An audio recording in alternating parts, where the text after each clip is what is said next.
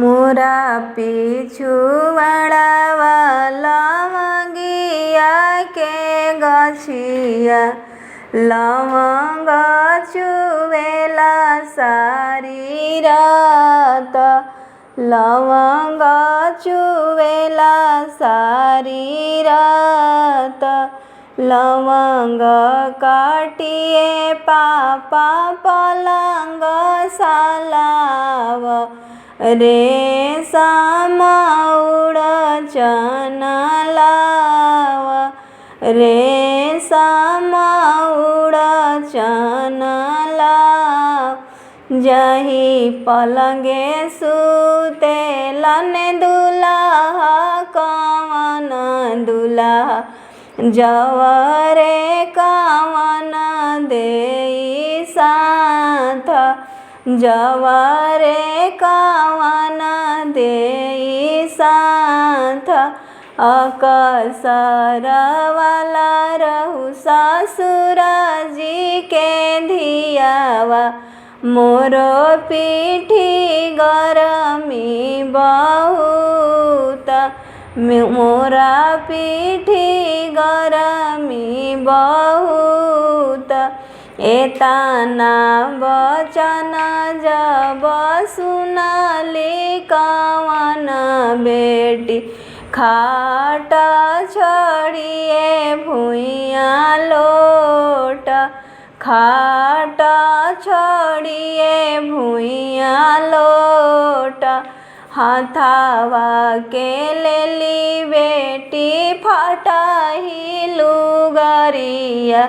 चली भैली नैहर देश चली भैली नैहर देश एक को से गईली दूसरा को से गईली तीसरे को से नैया के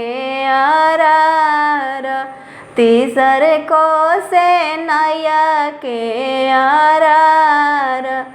आरे आरे के वटा मछरी के चाकर लगब में भैया हमार लगब में भैया हमार आजू के रतिया भैया पार लगाव बिहाने जाइबो बड़ी दूर बिहाने जाइबो बड़ी दूर आरे आरे गोरी बिटिवा आग पातर लगबे में भौजी हमार आजू के रतिया भौजी यही जे बीतई ह बिहाने लगैबो नैया पार बिहाने लगैबो नैया पार दिनावा खियैबो भौजी चलावा मछरिया रतिया ओढ़ैबो महाजाल